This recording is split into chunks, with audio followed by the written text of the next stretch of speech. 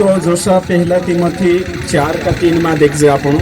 हाँ भंशे, जो विवाह करने से रोकेंगे और भोजन की कुछ वस्तुओं से परे रहने की आज्ञा देंगे, जिन्हें परमेश्वर ने इसलिए सृजा है कि विश्वासी और सत्य के पहचानने वाले उन्हें धन्यवाद के साथ खाए। हाँ तो यहाँ सारी के एक बात कहने बाजू रही जोशा कि आपने देखा संत छे और फिर कई कई डॉक्टरीन छे तीसे कहना पड़े कि शादी नहीं करने वाला अति पवित्र छे, संत बन गया तो बाइबल यहाँ सारी खंडन करे और सो कहीं नहीं है शादी करना नहीं करना यह व्यक्तिगत फैसलो छे। अगर कांडू मर्जी से नहीं करतो सो तेरो व्यक्तिगत फैसलो छे, बाकी शादी करना जरूरी छे। ने कहीं पौलुस भी एनी बात का जे देखाड़े कि पहला कुरंथी 7 अध्याय 1 से लेकर 9 वचन तक भनशो त्याच्या तुम डिटेल जोड़से। तो यहाँ सारी का जो शादी बात आई रही जो सो अपन का जे स्वर कही कि एकदम परिपक्व है शादी करना खूब जरूरी है। बाल विवाहानी जो सरकार भी मना करे एने कहीं आपण वचन के अनुसार देख जाते चार परिपक्वता जिम्मेदारी का जो समझनिया बनना खूब जरूरी है। तो अपना एना क्षेत्र में जे भी विश्वासी है आ डहला छे जे अपना पुरियान नानला पुरियान लाड़िया घणे हेरता एने ए खुर्चे से भी समझू बात का से हमें आपण जो वक्ता छे है कि नहीं। एक जण पूछे कि हरी शादी है कोई कि नहीं है, कोतरा पुरिया छे कोई आना तो मैं कोई हेरा पुरिया नहीं है शादी नहीं है तो कोतरा सालन छे ये कोई तो मैं तीनों काजे कोई 33 सालन छे बाकी शादी नहीं कोई हम तो 17 सालों 14 सालों में ब्याह शादी कर लेगा है ना। कई कई जन में से पूछा है ना तो सो कई ने कहीं देखो मार पचो कोई वोट नाखने कोतरा सालों में जाता बनशा कोतरा सालों में वोट है 18 सालों में है ना भाई कोतरा सालों 18 तो एक नेता का जे चुनने को कोतरा सालों उम्र जुए 18 सालों चुपी 5 सालों करी यो तो 60-70 सालों कोतरा सालों जिंदगी सवाल से तो साल बनने जुए कि नहीं सही छे ने। और ये जो 21 साल 18 साल कोतरो वारो छे। एज का मतलब होता है, उम्र का मतलब होता है शादी के जिम्मेदारी के परिपक्वता को समझने का उम्र।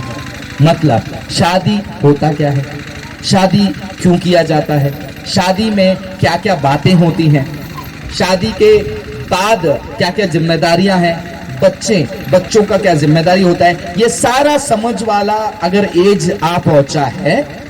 और दूसरा वो एज ऑफ अकाउंटेबिलिटी यानी कि वो जिम्मेदारी वाला उम्र ये भी होता है, उसको पता है कि मैं किसी और के साथ रिश्ते में जाने वाला हूं, इसका मतलब मैं अपने अधिकार को भी उसके साथ शेयर करने जा रहा हूं और उसी के साथ साथ उसका जिम्मेदारी भी मैं अपने हाथ में लेने जा रहा हूं। अगर मैं आज आपको आकर इस गांव में AK-47 पकड़ाऊंगा तो आप क्या करोगे, बड़ा बंदूक, आप बहुत ही ध्यान से उसको पहले तो सोचोगे ना मैं भाई मैं नहीं ले रहा ये, नहीं मुझे नहीं लेना है, इतना बड़ा बंदूक लेकर मैं संभाल नहीं पाया तो।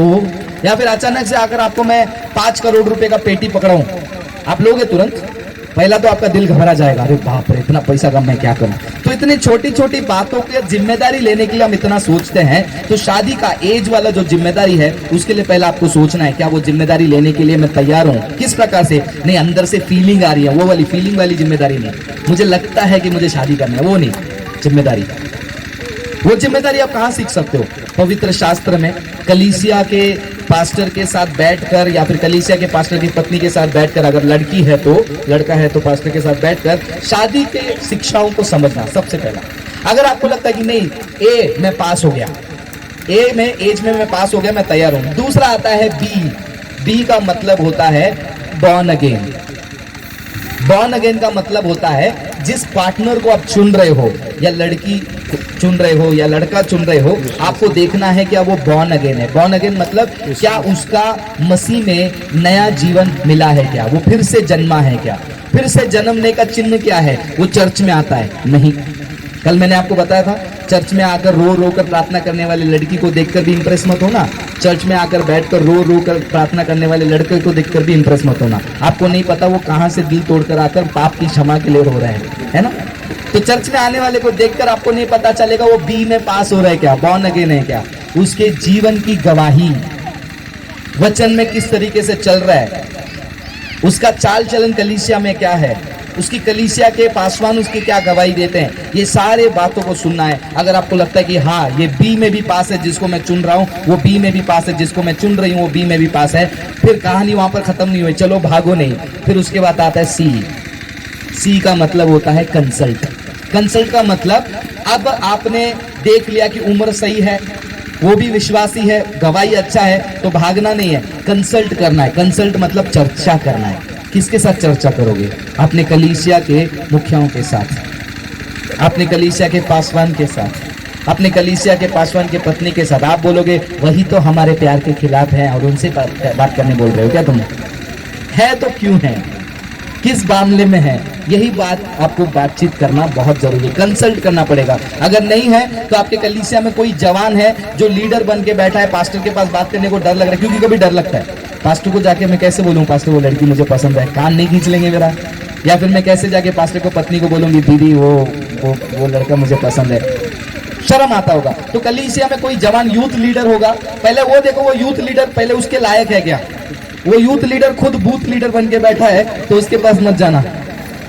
मैं देखता हूँ हाँ ए क्लियर है, बी क्लियर है, सी क्लियर करते समय कभी कभी कुछ उल्टा पुल्टा हो जाता है, फिर पता नहीं, धन्यवाद आपसे मिलकर खुशी हुई, दोस्ती बने रहेगी, धन्यवाद, ऐसे बोल के हम आगे चल लेते हैं। ठीक है, तो ये समझना आपको। अब ये हो गया शादी के लिए।